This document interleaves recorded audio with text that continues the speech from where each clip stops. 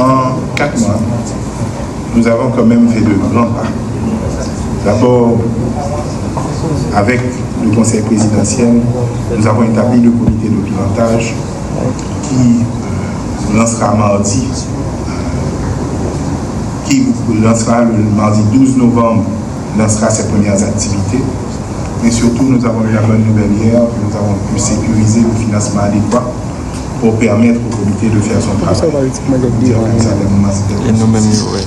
Avec l'appui technique de la primature, la collaboration avec la communauté internationale et l'engagement du secteur public haïtien à financer ce que nous estimons est important pour la transition, nous pouvons annoncer aujourd'hui que ce comité aura à sa disposition toutes les ressources qu'il lui faut pour pouvoir effectuer son travail.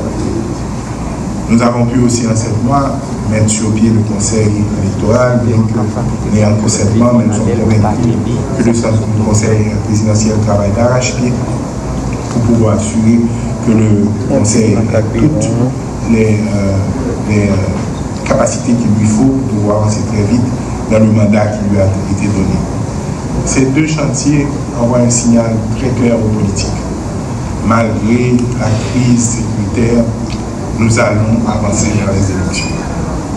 Nous nous sommes engagés à le faire et nous allons le faire.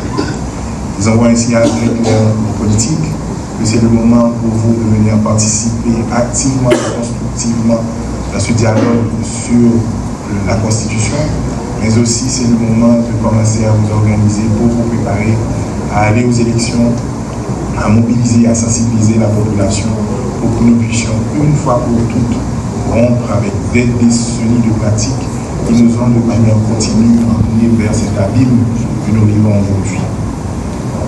Ainsi, avec le lancement de la conférence nationale par le comité de pilotage, dont les résultats des assises serviront également à la révision constitutionnelle, le processus référendaire électoral devant s'achever entre le début et la fin de 2025 est lancé vers l'aboutissement de la transition au 7 février 2026 avec les élus à la gouvernance du pays, dont un président élu et un président ou une présidente élue évidemment. La mise en œuvre, la réalisation et l'aboutissement de ces 2 grands chantiers de la transition constituent, à n'en pas douter, de grands défis dans le contexte sécuritaire, économique, social, humanitaire que vous connaissez tous. Cette journée d'échange sur les défis et les conditions de réussite du processus référendaire électoral arrive donc au bon moment dans le cheminement des dernières parties de la transition pour ces 2 chantiers. Dans mes discussions bilatérales, je sais qu'il y a souvent beaucoup de scepticisme sur les élections l'année prochaine dans le contexte de crise où nous vivons. Ma réponse est toujours la même. Nous n'avons pas le choix. Le peuple haïtien s'attend à ce que nous livrons et nous gagnons cette bataille en son nom. Et nous sommes engagés à le faire. C'est pour ça d'ailleurs que cette année encore, dans le budget, nous avons pris les dispositions pour que d'ici la fin de l'année, près de la moitié de ce qui est estimé pour pouvoir aller aux élections est déjà couvert.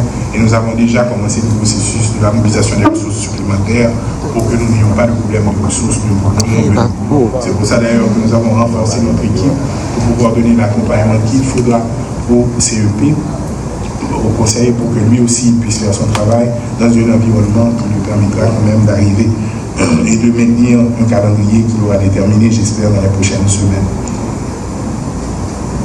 Les recommandations qui suivront de ce forum permettront de préparer le terrain pour faire face aux grands enjeux et défis politiques de la phase de vitesse de croisière de la transition à partir, j'espère, de janvier 2025, notamment la conquête de la confiance et la participation de la population dans le processus.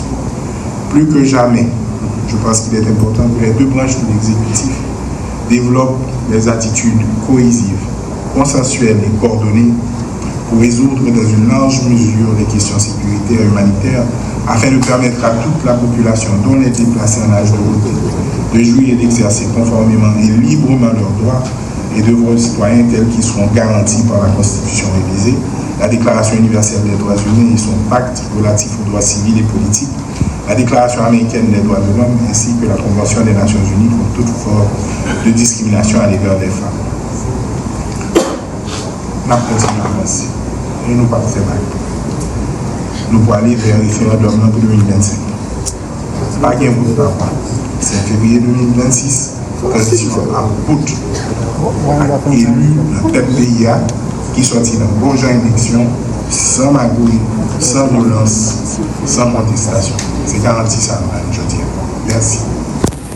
Monsieur le ministre de la Défense, Mesdames, Messieurs les représentants du corps diplomatique, Mesdames, Messieurs les conseillers électoraux, Mesdames, Messieurs les signataires de l'accord du 3 avril 2024, Mesdames, Messieurs les représentants de la société civile, Mesdames, Messieurs, distingués invités, chers compatriotes, c'est avec un profond sens de responsabilité et de conviction que je m'adresse à vous aujourd'hui, en ce moment crucial pour notre avenir démocratique.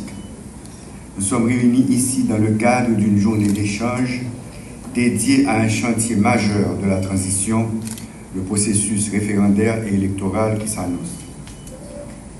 Tout d'abord, permettez-moi de saluer la présence de chacun d'entre vous, acteurs politiques, représentants de la société civile, experts en gouvernance, en droit électoral, ainsi que nos partenaires internationaux. Votre engagement et votre participation à ce forum sont non seulement le signe d'un intérêt partagé pour l'avenir de notre pays, mais aussi un gage de l'importance que nous accordons tous à la réussite de ce moment historique pour notre nation. La période que nous traversons aujourd'hui est marquée par des défis complexes et de multiples attentes, tant à l'intérieur qu'à l'extérieur de notre pays. Ces défis sont importants, mais je suis convaincu que si nous travaillons ensemble, dans un esprit de consensus et de dialogue, nous parviendrons à franchir ces obstacles et à poser les fondations solides d'un avenir plus démocratique, plus inclusif et plus prospère. Le processus électoral qui s'annonce n'est pas seulement une question d'organisation technique. Il s'agit d'un moment décisif qui marquera notre capacité à renouer avec les principes fondamentaux de la démocratie, la transparence, l'équité, l'inclusion et surtout la participation active de chaque citoyen à la construction de son... Cependant, comme vous le savez, organiser des élections libres, transparentes et crédibles n'est jamais une tâche aisée en Haïti. Mais il existe aussi des solutions. C'est précisément ce pourquoi nous sommes réunis aujourd'hui. Dans l'Union, nous devons réfléchir et proposer des mécanismes adaptés pour chaque problématique. Mesdames et messieurs, aujourd'hui, en ouvrant cette journée de réflexion et de travail, je tiens à souligner que le succès du processus électoral dépend de nous tous. Nous devons sensibiliser nos concitoyens et inviter chacun d'eux à intégrer pleinement ce processus de reconstruction et de redressement de notre démocratie. Nous avons le devoir de faire en sorte que les prochaines élections soient les plus transparentes, les plus inclusives et les plus crédibles de notre histoire. C'est là notre engagement, c'est là notre responsabilité collective. Et c'est dans cet esprit que je vous invite à débattre et à proposer des solutions concrètes pour que nos jeunes retrouvent un socle leur permettant de reprendre notre marche de peuple indépendant. Je suis convaincu que grâce à votre expertise, votre engagement et votre sens du collectif, nous réussirons à gagner ce pari sur notre futur. Nous ferons en sorte que ces élections ne soient pas seulement un événement politique, mais un véritable tournant pour notre démocratie, un moment où chaque voix comptera réellement. Je vous remercie pour votre attention et je vous souhaite de fructueux travaux. Merci.